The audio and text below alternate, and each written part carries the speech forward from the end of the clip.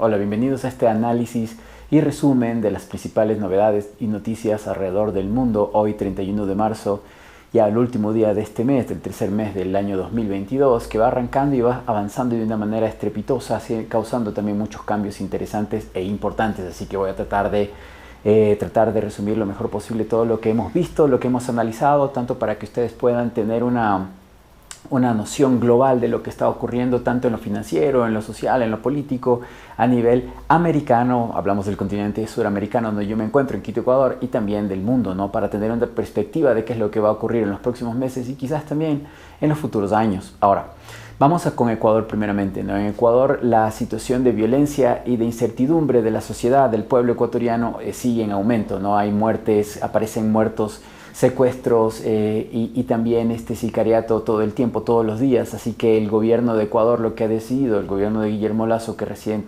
va a cumplir un año en 2 meses, ha decidido dividir el Ministerio del Interior, que bueno, su antecesor, Lenín Moreno, había separado, había juntado lo que era el Ministerio del Interior, también otras instituciones de origen de seguridad pública las había juntado en un solo ministerio, lo que obviamente causó toda esta debacle, tanto en cárceles, tanto en la ciudad, tanto en el sistema policial, en el sistema político también, porque, ¿por qué no decirlo? También hay problemas en la coyuntura política dentro de la relación que existe entre el gobierno de Guillermo Lasso, de derecha conservadora, y la asamblea actual del Ecuador, que es una asamblea mayoritariamente de izquierda progresista, ¿no? Esta asamblea está frenando muchas de las ideologías, muchas de las propuestas que Guillermo Lasso quiere implementar, que quiere realizar, cambios estructurales en el sistema político, en el sistema financiero, sobre todo también las privatizaciones, que es lo que impulsa mucho el partido, creo, de Guillermo Lasso, no se están gestionando, no se están dando, y hay una pugna, y continuamente, si ustedes han visto en las noticias internacionales, Guillermo Lasso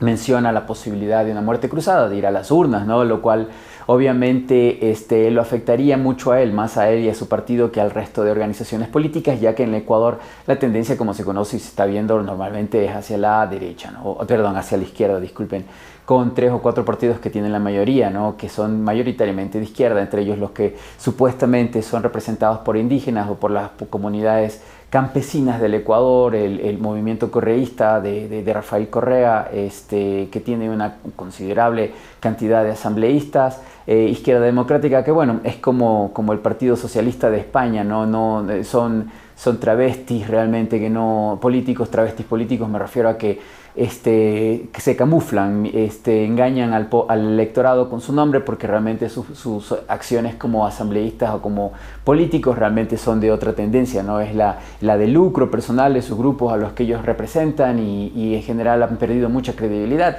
Si fueran una muerte cruzada, nuestra observación es que obviamente en unas elecciones populares inmediatas el partido de Correa adquiriría mucho más poder político, muchos más asambleístas, y probablemente su candidato, o el que ellos pusieran, llegaría a la presidencia de manera más fácil. En la anterior elección de hace 10 meses, casi 11, tuvo Correa un candidato a la segunda vuelta, ganó la primera vuelta a su candidato, que era desconocido para la mayoría del pueblo ecuatoriano, pero por solo ser aliado cercano a Rafael Correa, llegó a la segunda vuelta. Pero bueno, tanta crisis, tanta situación llevó a que ganara Guillermo Lasso, quien en nuestro criterio también los números no le alcanzaban para ganar las elecciones. Algo raro pasó por ahí. Pasándonos de Ecuador, pasémonos a Perú. Perú, que en estos días ha visto el tema político bastante movido.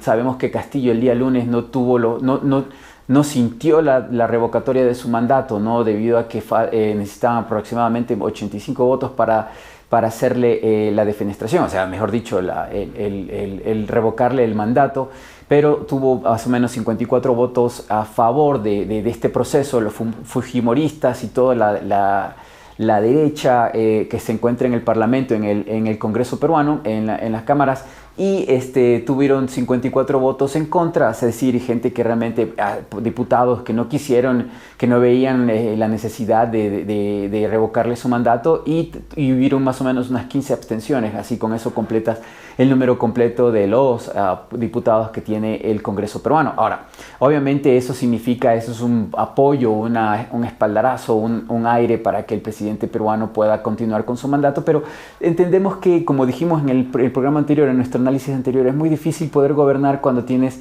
un Congreso, la otra mitad del Estado bastante polarizado. No solamente el otro tercio, ¿no? Porque Perú todavía tiene una organización política como el Tratado de Montesquieu, es decir, ejecutivo con la presidencia de la República, el ejecutivo que es el Congreso, el judicial que en este caso son los jueces, la corte que tiene el Perú, y ahí hay una pugna, ¿no? Y esta pugna también se deja ver, se entiende con el caso de Fujimori. Como habíamos dicho la semana pasada, la Subcorte Superior del Perú había aprobado un habeas corpus, un indulto al presidente Fujimori, tanto por su edad y por otras condiciones, para que él sea libre, ¿no?, en el Perú. Pero la Corte Interamericana de Derechos Humanos actúa esta semana, estos días, la que se encuentra en Costa Rica, y pide al Perú, al gobierno peruano, que por favor no libere a Fujimori por todos los crímenes de lesa humanidad que cometió, de los cuales hablamos la semana anterior, de los que los ecuatorianos conocemos bastante bien, ya que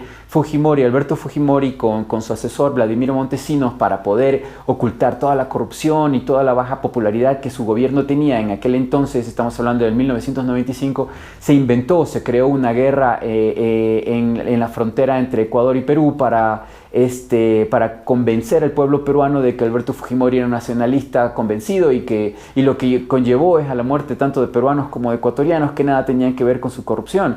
Y nosotros los ecuatorianos debíamos haber pedido en cortes internacionales un juicio por este crimen de lesa humanidad, ¿no?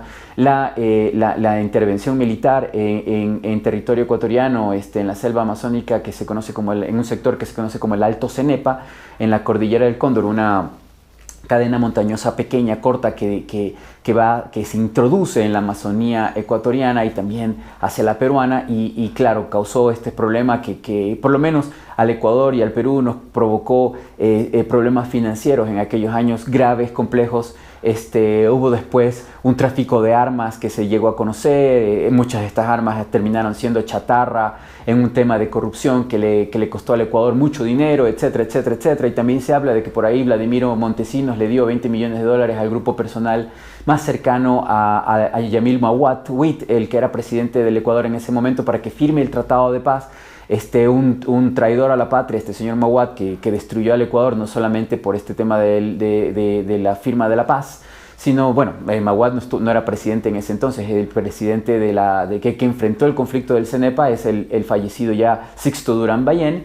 Pero bueno, no quiero involucrarles a todos ustedes que son de diferentes países en todo este tema, pero lo que iba a decir es que Alberto Fujimori, por todos los casos que se puedan considerar, debería permanecer preso por muchos años más, ¿no? Y eso es lo que considera la Corte Interamericana de Derechos Humanos. Le ha pedido a Perú que por favor recapacite, que piense sobre los crímenes que ha causado este expresidente del Perú, que también es japonés, tiene nacionalidad japonesa, y que por favor reevalúen, reanalicen. Por lo menos hasta mediados de este año Fujimori va a seguir en la cárcel debido a este pedido, y se van a seguir tomando las consideraciones. Los hijos de Alberto Fujimori, en especial Keiko, que es la persona que tiene, de sus hijos, que tiene más poder político en este momento por la cantidad de congresistas. Perú está muy dividido entre derecha e izquierda. Castillo es de los pocos presidentes que recién llegan con una ideología realmente centro-izquierda, nacionalista, que quiere revisar los contratos de minería y de petróleo del Perú para poder beneficiar al pueblo peruano, tal vez mejorar un poco la calidad de vida de muchas personas, subir el sueldo básico, que es uno de los más bajos de toda América del Sur. Entonces, vamos a ver qué es lo que puede ocurrir. Podía darse el caso de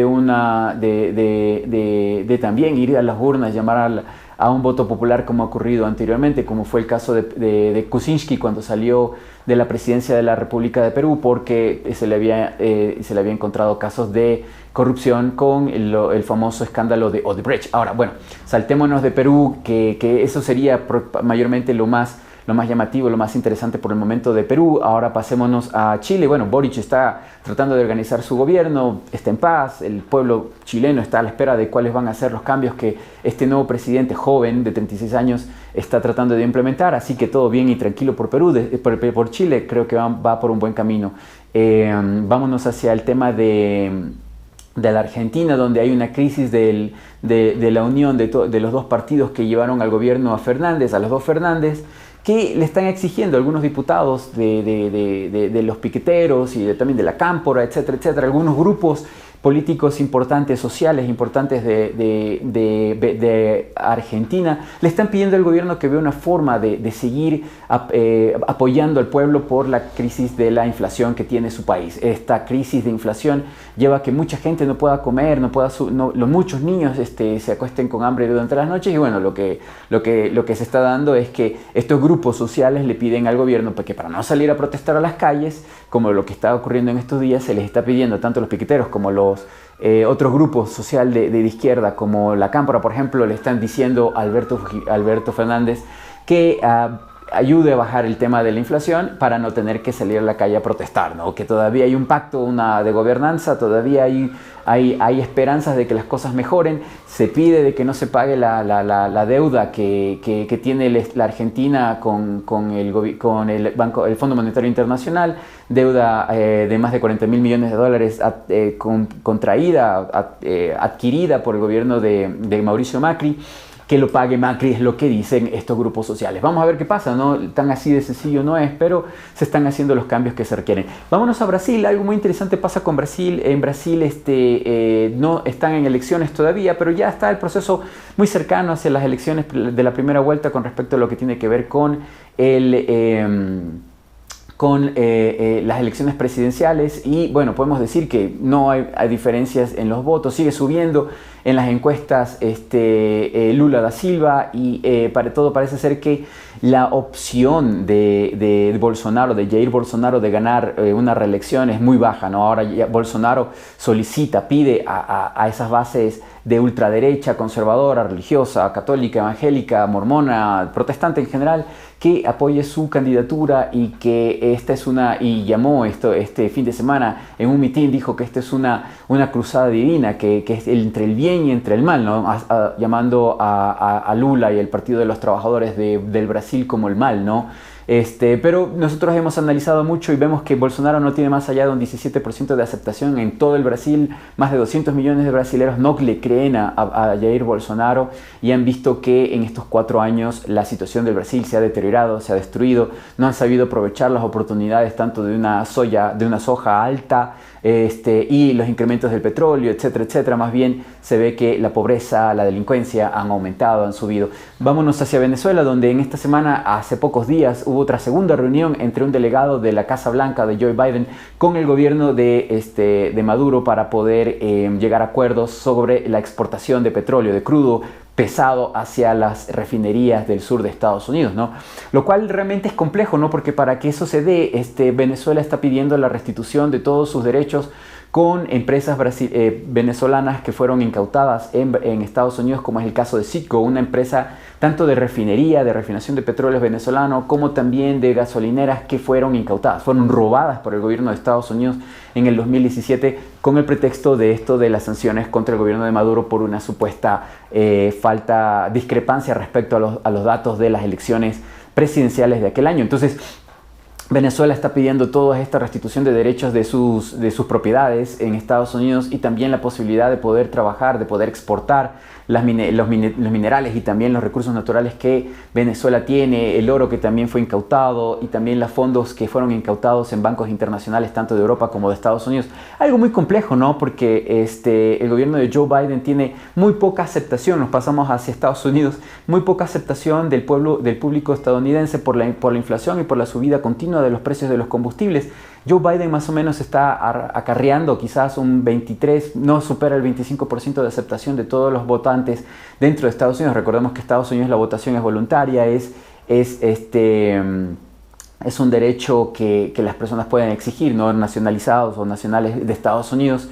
En su democracia ellos votan de manera libre. La persona que vota en Estados Unidos una vez tiene que volver a votar. Eso sí es, si tú te registras en los colegios electorales de Estados Unidos en cada estado, después de votar una primera vez tienes que seguirlo haciendo, ¿no?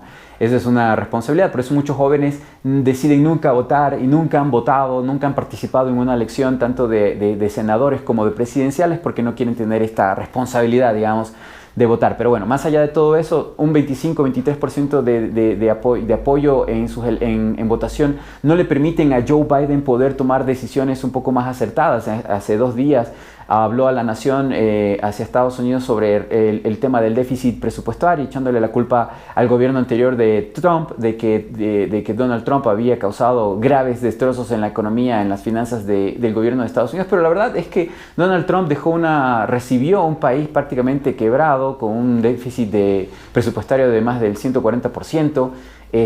Y mejoró esos números, esos números de los 8 años pésimos financieros de Obama. ¿No? Bueno, tenemos que recordar que en el 2008, en la mitad del primer periodo de presidencia de Barack Obama, se vino el tema de la crisis financiera de Lehman Brothers y de otros bancos de Wall Street, de los cuales no voy a hablar en este momento porque se alargaría este video. Pero lo que sí debo decir es que para el 2014-2015, la situación financiera de Estados Unidos era muy deprimente, muy difícil, muy dura, ¿no?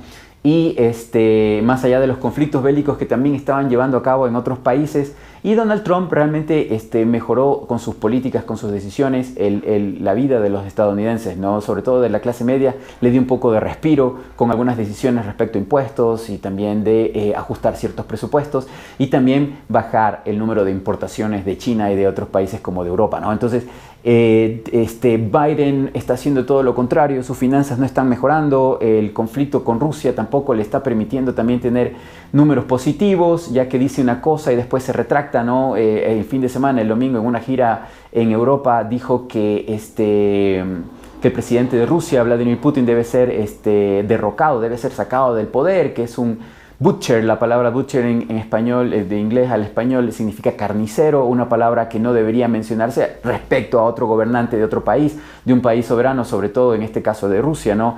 Pero bueno, los presidentes de Estados Unidos están acostumbrados a hablar de otros presidentes de una manera despectiva, de una manera irrespetuosa, y es lo que está haciendo este señor Biden, que fue, obviamente, recordemos, vicepresidente de Barack Obama durante los dos gobiernos de estos presidenciables. Y bueno, en Estados Unidos la crisis de Biden no solamente se centra con respecto a sus errores financieros, también hay que mencionar que hay un escándalo con respecto de ciertas filtraciones de información de la familia cercana de Joe Biden, en este caso del hijo que le queda, porque recordemos que Joe Biden perdió parte de su familia, de su esposa y dos de sus hijos en un accidente de tránsito hace muchos años atrás, cuando era senador del gobierno del Congreso de Estados Unidos. Pero Hunter Biden, que se dedica a hacer muchos negocios a nivel internacional, sobre todo de países del Norasia, como es el caso de Ucrania, hay que mencionarse que hace un cierto tiempo atrás apareció una computadora de este hijo de Biden, y en esa computadora habían unos correos electrónicos muy comprometedores, tanto de prácticas pedófilas y de cosas muy peligrosas, de cosas muy ilegales, y también de información secreta o información privada de este señor Biden, de negocios que él tenía en Ucrania. Y esta computadora, esta información, en su momento de campaña electoral, cuando estaban los candidatos por acá en el 2021, cuando estaban en plena campaña electoral entre Biden y entre Trump, Biden desmintió que esta información sea real, que sea veraz. Pero ahora en este momento se afirma, ya se aprueba, de que estos datos, de que las pruebas de esta computadora son reales, de que esta computadora le perteneció al hijo de Joe Biden, de Hunter, y que todos los correos electrónicos que estaban ahí registrados en ese disco duro son reales, son verdaderos. Esta computadora apareció en un servicio técnico de reparación, es una Apple, es una computadora MacBook, y el técnico que revisaba que había recibido este computador lo había dado a la policía porque las pruebas que había encontrado eran muy comprometedoras, y pensaba que era un delito si es que él guardaba esa información, si es que él no la compartía hacia la policía. Entonces la crisis, el escándalo es grave justamente ahora que ya están a las puertas las elecciones de medio término de congresistas de Estados Unidos, en la repartición entre demócratas y republicanos. Al fin y al cabo todos son la misma cosa, el mismo poder, pero algunas diferencias habrán entre quienes lo toman y quienes lo dejan, ¿no? Quienes van a la cárcel y quienes no. Este es el caso de los republicanos que vayan al Congreso, ¿no? Si los congresistas que ganen para el Senado en estas próximas elecciones son de mayoría republicana, es muy probable que Biden tenga las manos atadas para tomar decisiones más relevantes con respecto a las finanzas y la política de ese país. Ahora, Algo que no quiero dejar de mencionar para salirnos de América, antes de salirnos de América, es lo que está pasando en El Salvador con el presidente Bukele. Ahora, El Salvador es un país que ha venido pasando una crisis social desde hace mucho tiempo atrás. Pasó por una guerra civil en los 80, en los 70, y esta guerra civil llevó a que partidos de izquierda y de derecha se pelearan con las armas, como pasa en Colombia, para poder llevar al país hacia una democracia plena, hacia una sociedad de plenos derechos. Pero la guerra conllevó, y también el involucramiento de la CIA y del Departamento de Estado de Estados Unidos ha llevado a que este país tenga una crisis social que lleva décadas, ¿no? Y que obviamente lo que algunos presidentes han tratado de hacer a lo largo de los años es perseguir con violencia, como pasa también en Colombia, a aquellos delincuentes, aquellas mafias, aquellas organizaciones ya conocidas como maras en en El Salvador, a perseguirlos con violencia. Y obviamente sabemos que la violencia solo engendra violencia, ¿no? Recordando ese proverbio de la Biblia: la blanda respuesta mitiga la ira. Hay que recordar, hay que mencionar que la violencia no es el camino para El Salvador. Bukele aprobó hace poco, tiene tiene apoyo del Congreso desde que él disolvió el Congreso hace más o menos año y medio. Tiene el apoyo del Congreso para hacer un estado de excepción en El Salvador, para perseguir a todos estos delincuentes que han llevado en estos últimos días hasta a subir el número de asesinatos hasta 80, 90, casi 100 muertos en lo que va del año. Y esto pasa porque obviamente estas bandas organizadas de pandilleros, de pandillas, se pelean por territorio, se pelean por microtráfico de drogas, se pelean por armas, se pelean por venganzas del pasado. Ahora, no ha habido un proceso de negociación apropiado, por lo visto, y esa falta de diálogo, de proceso, de pacificación está llevando a esta violencia. No creemos que lo que Bukele está haciendo es lo correcto, no es lo adecuado. También hay que decirlo que el Departamento de Estado el Departamento de Estado de Estados Unidos decía que Bukele estaba negociando en secreto con la Mara Salvatrucha y con las otras maras, con todas las pandillas que también abundan en El Salvador. Lo cual no me parece malo. De hecho, lo que hay que hacer es el diálogo, hay que sentarse a hablar, hay que buscar la manera de encontrar puntos de unión para que estas bandas organizadas de pandilleros, sobre todo de jóvenes, puedan encontrar el camino de la paz, de la rehabilitación social, de la pacificación y también la justicia, ¿no? Porque hay que decirlo, muchos de ellos toman las armas porque obviamente buscan una justicia armada, porque el Estado no les ha permitido tener esa justicia cuando han visto que un hermano, un primo, un amigo, un familiar ha sido asesinado por un pandillero de otro grupo. Se meten en maras, se meten en estas organizaciones delictivas para poder tener seguridad del grupo y a la vez también contraatacar, buscar esa justicia que la ley no les está concediendo. Entonces, mal por este gobierno de Bukele, que estaba yendo bastante bien, estaba buscando financiamiento a través del Bitcoin. Hablaremos también del Bitcoin, que en estos días ha tenido una subida sumamente alta y elevada, debido a que hace pocos días el presidente Vladimir Putin dijo, el viernes dijo que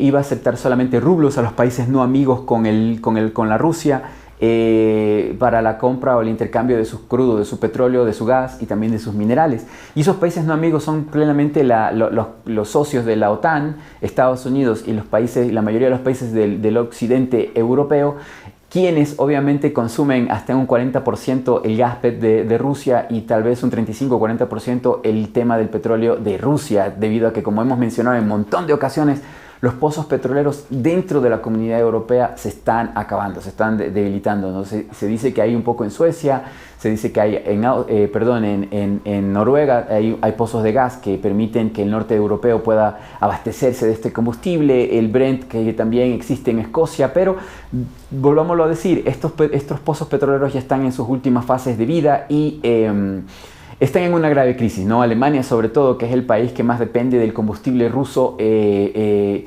está autodestruyendo sus finanzas y su industria, debido a que le impone sanciones a Rusia, no le quiere pagar a Rusia con rublos, que es lo que está pidiendo Rusia, que es lo que le ha pedido a China y a la India. Y la China y la India, países mucho más poderosos, mucho más grandes, mucho más poblados que Alemania, han aceptado, ¿no? este intercambio que también se da en rupias, que es la moneda propia nacional de la India, y también en yuanes, que es la moneda oficial de la China. Entonces, ¿qué pasa con el euro? El euro dice que no va a ser utilizado para financiar la guerra de Ucrania, la guerra entre Ucrania y Rusia.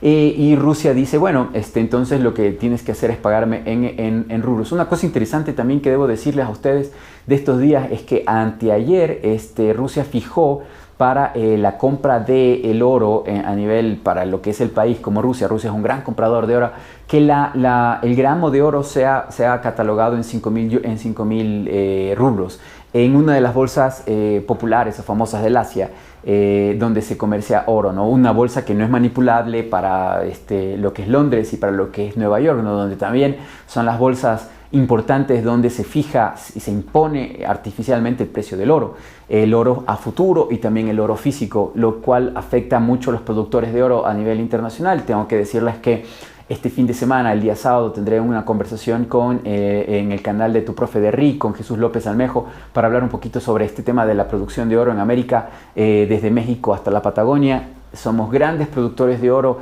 de plata y de otros metales preciosos. Perú, Ecuador, Colombia, Chile, estamos también hablando de México, y hay que hablarlo, hay que decirlo, hay que mencionarlo. Es muy probable que esos materiales estratégicos van a ser presionados estos gobiernos de estos países para que se regalen hacia países hegemónicos, ¿no? En este caso, por ejemplo, el caso de Ecuador, que regala prácticamente en buena manera en sus contratos el cobre, el oro y otros metales preciosos hacia la China, que la China consume grandes cantidades de oro, tanto industrial como también para reserva, ¿no? Pero ahora, bueno, volviendo al caso del rubro, con estas noticias de la cotización, de la solicitud de Rusia de que solo le paguen en rublos, se incrementó el valor del rublo frente al dólar. Ahorita está más o menos entre los 80 rublos un dólar.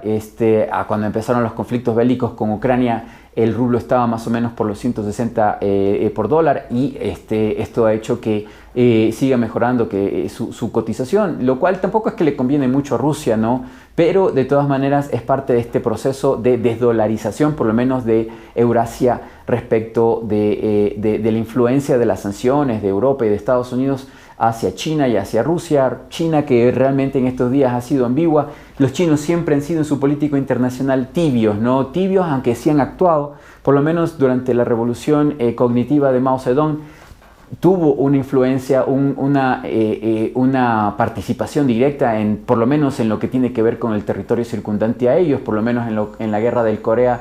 China participó airadamente, decididamente, con armamento propio de la Unión Soviética, que se le brindó también como por soldados chinos, que muchos murieron en la guerra de Corea. Y bueno, hablemos un poquito de Corea. Corea tuvo recientemente un nuevo presidente, del cual yo no soy muy bueno, disculpen mi coreano, pero debo mencionarlo. El nuevo presidente de Corea del Sur es Yoon Suk Yeol, y este conservador que llega a la presidencia desde hace 10 días. No hemos hablado un poquito de ese tema porque, claro, Corea del Sur está un poco alejado de lo que tiene que ver con América, pero de todas maneras su nivel de influencia es importante porque este nuevo presidente es afín hacia la política internacional de Estados Unidos respecto a lo que es Asia y también el bloqueo hacia Corea del Norte. Entonces, con este nuevo presidente, lo que ocurrió hace unos pocos días es que el presidente o el emperador de Corea del Norte, Kim Jong-un, lanzó un par de pruebas misilísticas de largo alcance, o sea, misiles nuevos que está probando este gobierno para demostrarle no solamente a Corea del Sur, sino también a países como Japón, que también sería uno de los que participan en el bloqueo de Corea del Norte, y Estados Unidos, de que sus misiles pueden llegar a esos países y que deberían repensar la política que tienen respecto a este país y a este gobierno, ¿no? Entonces, Corea del Norte ha hecho estas pruebas balísticas en estos días, mostrando músculo, mostrando que tiene la capacidad balística, la capacidad militar para poder llegar a estos otros países. Y muy probablemente también Corea, con estos misiles, con esta tecnología, podrá poner nuevos satélites a circular en el espacio, militares, de telecomunicaciones, etcétera, ¿no? Entonces, la situación está poniéndose muy caliente en esta parte de Asia, ya que con un gobierno que es contrario al gobierno de Corea del Norte va a haber más fricción, es lo que pensamos, es lo que consideramos, va a haber complicaciones, va a haber conflicto, y esto también hace que las finanzas de esta región, las exportaciones tengan problemas, ¿no? Considerando de que los mares de Asia están en conflicto continuo, constante entre China, Taiwán, Corea del Sur, Corea del Norte, Japón, Rusia, ¿no? Que tienen estos conflictos territoriales por ciertos islotes, ciertas islas, ciertos estrechos por donde circula aproximadamente el 65% de las materias elaboradas, de los productos de comercio que se van hacia Asia, hacia el resto de África, hacia Europa, hacia Estados Unidos, etcétera, etcétera. Entonces es una situación bastante compleja. Para ir terminando, que ya estamos con los 31 minutos, para condensar lo más importante de la noticia respecto a lo que se conoce y se habla en el mundo entero, vamos a terminar con Ucrania y Rusia, ¿no? Ucrania y Rusia tuvieron un diálogo hace pocos días, hace 2 días exactamente, donde se trataba de llegar a un armisticio de paz momentáneo en donde Rusia iba a dejar de atacar Kiev, concentrándose tal vez, replegando sus energías hacia lo que es el Donbass, la zona donde se encuentran Donetsk y Lugansk, estas 2 provincias que se independizaron de Ucrania a la fuerza, o sea, con la lucha armada, y que Rusia hoy en día ha aceptado su independencia. Entonces, estas repúblicas separatistas están logrando conseguir que casi el 90% de su territorio, del territorio de lo que eran las provincias originarias, estén ya liberados del ejército ucraniano, y que bueno, ellos con sus soldados, más los chechenos, más los sirios, más los rusos, están empeñados en liberar el 100% de estos territorios para luego protegerlos o cuidarlos de ataques por parte del ejército ucraniano. Sí, bueno, esto es algo más fácil de realizar que el asalto o la toma total de Kiev, ¿no? Parece ser que Rusia no tiene el interés de la segunda mitad, de la mitad occidental de lo que es Ucrania, y se está centrando prácticamente en todo lo que es la parte este, donde se encuentra prácticamente la frontera, el borde entre lo que es Rusia, Ucrania, y también de los países cercanos, que también hay que decir que en estos días ha habido escaramuzas bélicas entre azerbaiyanos y entre también armenios. Ustedes recuerdan que hace más o menos 3 años hubo un conflicto que se convirtió casi en guerra, una guerra declarada entre esas 2 naciones, en las cuales medió pacíficamente Rusia. Rusia, que tiene intereses en ambos lados, trató de pacificar la zona de discusión entre Armenia y entre Azerbaiyán, que es la región de Nagorno-Karabaj. Esta región que es grande, está como en un limbo, ¿no? En una situación de decidir, de determinar a qué país pertenece. Entonces, sí hay un nuevo conflicto en una parte, en una parte de este sector. Esto también reaviva, todos los vientos de guerra se están dando en este sector, también en una región que declaró su independencia, Osetia del Norte, de lo que sería Georgia, o Georgia en español, un país fronterizo con Rusia. Está pidiendo este gobierno independiente unas elecciones libres, voluntarias, soberanas, para que el pueblo decida, que el pueblo tome la decisión, la determinación de unirse a Rusia de manera democrática, de manera libre, lo cual también reviva ciertos dolores, ciertos nacionalismos heridos en lo que es Georgia, ¿no? Una ex nación, una ex república unida a lo que fue la URSS, la Unión Soviética. Rusia está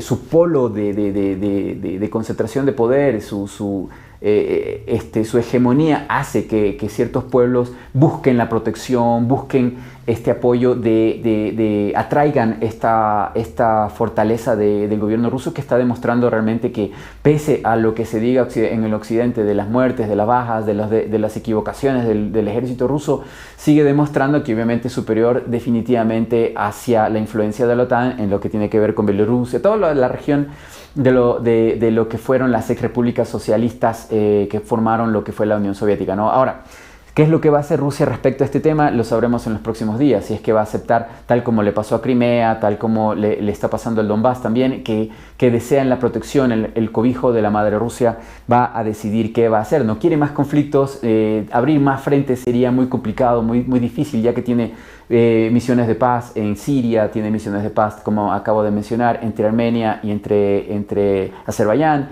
y tener nuevos cuerpos de paz en esta otra, en Osetia del Norte, también sería costoso para la Rusia, que está viviendo una lucha financiera, una primera guerra financiera, tal como se lo menciona en algunos medios de comunicación. Pero recordemos que todas las guerras europeas, no hablemos de mundiales, las guerras europeas se provocaron por estos bloqueos financieros. Ningún pueblo, dice el dicho, no hay mal que dure 100 años ni cuerpo que lo resista. Y esto también se traslada hacia los países, ¿no? Los países, cuando sienten que un imperio, una nación grande, los presiona, los esclaviza, en un determinado momento se rebelan, ¿no? Y estas rebeldías se conocen como revoluciones.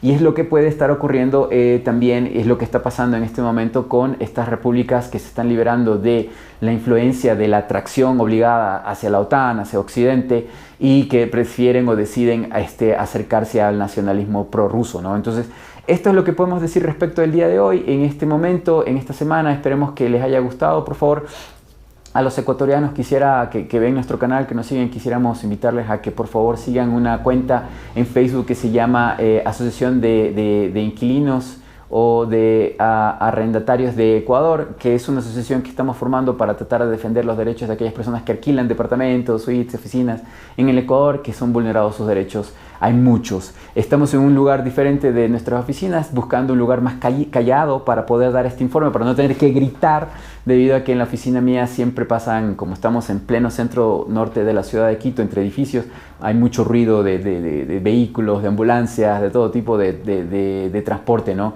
Así que esperamos que les haya gustado esto. Por favor, compártanlo, síganos. Esto ha sido todo por hoy en Diagnóstico en Caliente.